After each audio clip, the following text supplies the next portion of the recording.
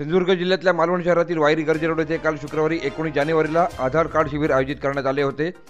शिवसेना उद्धव बाळासाहेब ठाकरे गट प्रणित तसेच आमदार वैभव नाईक यांच्या मार्गदर्शनाखाली व माजी युवासेना पदाधिकारी श्री तपस्वी मयेकर यांच्या माध्यमातून सकाळी 10 ते सायंकाळी 5 वाजेपर्यंत हे शिबिर संपन्न झाले।